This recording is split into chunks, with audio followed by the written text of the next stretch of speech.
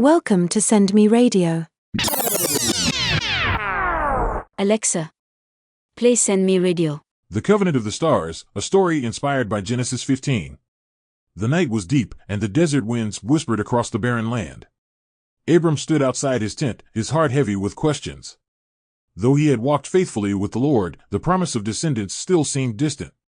His wife, Sarai, remained barren, and the weight of years without an heir pressed upon him. As he gazed into the endless sky, a voice broke through the silence, a voice he knew well. "Do not be afraid, Abram. I am your shield, your very great reward." Genesis 15 verse 1. Abram turned, his heart trembling at the presence of the Almighty. Though comforted by the familiar voice, he could not hold back his deepest concern.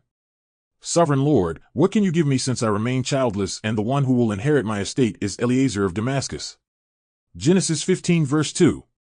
The Lord's response was firm yet filled with promise. "This man will not be your heir, but a son who is your own flesh and blood will be your heir." Genesis 15 verse 4. Then, as if to illustrate the magnitude of his words, the Lord led Abram outside his tent and directed his eyes upward. "Look up at the sky and count the stars, if indeed you can count them." Then he said to him, "So shall your offspring be."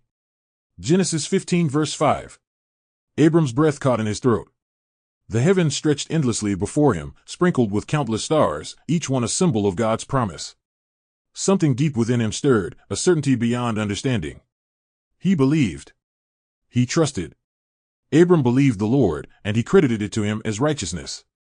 Genesis 15 verse 6. Yet, as Abram's faith stood firm, a new question arose. "Sovereign Lord, how can I know that I will gain possession of it?" Genesis 15 verse 8. The Lord responded with an instruction, a solemn command that would mark the binding nature of his promise. "Bring me a heifer, a goat, and a ram, each 3 years old, along with a dove and a young pigeon." Genesis 15 verse 9. Without hesitation, Abram obeyed. He gathered the animals and prepared them according to the sacred custom of covenant making. He cut the larger animals in half, laying the pieces opposite each other, forming a path between them. The birds he placed whole. As he worked, vultures circled overhead, drawn by the scent of sacrifice, but Abram drove them away. As the sun dipped below the horizon, a deep and dreadful darkness fell over him. A heaviness, unlike anything he had known, settled upon him as the voice of the Lord came once more, this time revealing the future. "Know for certain that for 400 years your descendants will be strangers in a country not their own, and that they will be enslaved and mistreated there.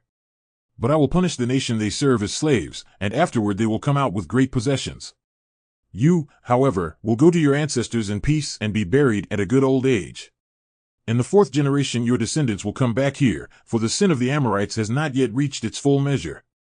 Genesis 15 verse 13 to 16. Though the words carried the weight of suffering, they also held the certainty of deliverance. God's plan was unfolding, even beyond Abram's lifetime. Then, as the last remnants of daylight faded, the impossible happened.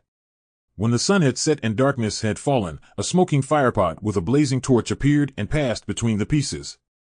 Genesis 15 verse 17. Abram watched in awe. He understood the significance. In the customs of his time, when two parties made a covenant, they would walk between the divided animals, declaring that if either broke the agreement, they would suffer the same fate as the sacrifice. But here, only God walked through. The covenant was not dependent on Abram's strength, nor his actions. It was God's promise alone, sealed by his presence, bound by his word.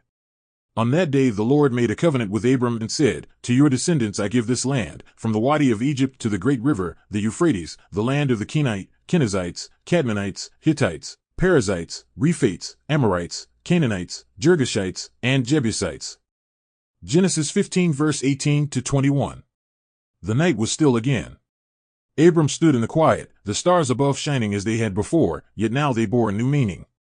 They were no longer just distant lights, they were the symbols of a promise that would endure through generations. And so, with faith burning in his heart, Abram rested, knowing that the God of heaven and earth had made an unbreakable covenant.